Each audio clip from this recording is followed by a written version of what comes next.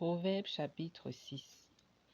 Mon fils, si tu as cautionné ton prochain, si tu t'es engagé pour autrui, si tu es enlacé par les paroles de ta bouche, si tu es pris par les paroles de ta bouche, fais donc ceci.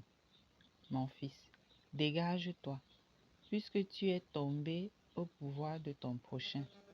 Va, prosterne-toi et fais des instances auprès de lui. Ne donne ni sommeil à tes yeux, ni assoupissement à tes paupières. Dégage-toi comme la gazelle de la main du chasseur, comme l'oiseau de la main de l'oiseleur. Va vers la fourmi, paresseux, considère ses voies et deviens sage. Elle n'a ni chef, ni inspecteur, ni maître. Elle prépare en été sa nourriture. Elle amasse pendant la moisson de quoi manger. Paresseux, jusqu'à quand seras-tu couché? Quand te lèveras-tu de ton sommeil? Un peu de sommeil, un peu d'assoupissement, un peu croiser les mains pour dormir, et la pauvreté te surprendra comme un rôdeur, et la disette comme un homme en armes. L'homme pervers, l'homme inique, mâche la fausseté dans la bouche.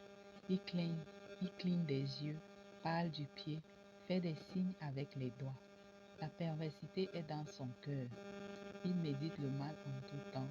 Il excite des querelles. Aussi sa ruine arrivera-t-elle subitement. Il sera brisé tout d'un coup et sans remède.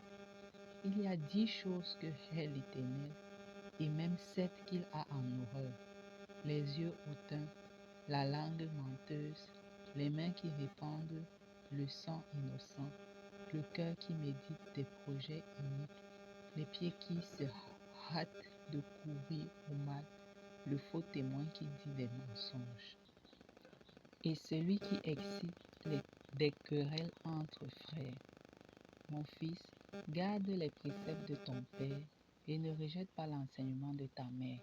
Lis-les constamment sur ton cœur, attache-les à ton cou. Ils te dirigeront dans ta marche, ils te garderont sur ta couche, ils te parleront à ton réveil.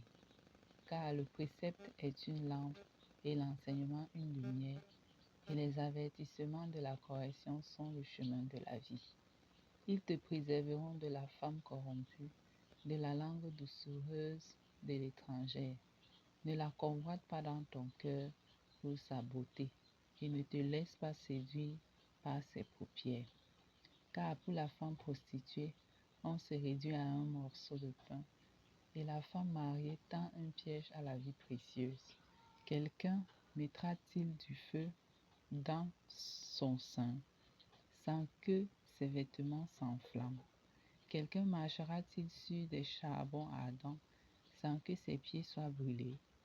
Il en est de même pour celui qui va vers la femme de son prochain. Quiconque la touche ne restera pas impuni. On ne tient pas pour innocent le voleur qui dérobe pour satisfaire son appétit, quand il a faim. Si on le trouve, il fera une restitution au septuple. Il donnera tout ce qu'il a dans sa maison.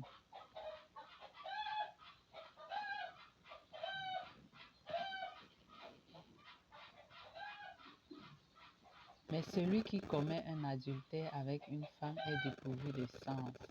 Celui qui veut se perdre agit de la sorte.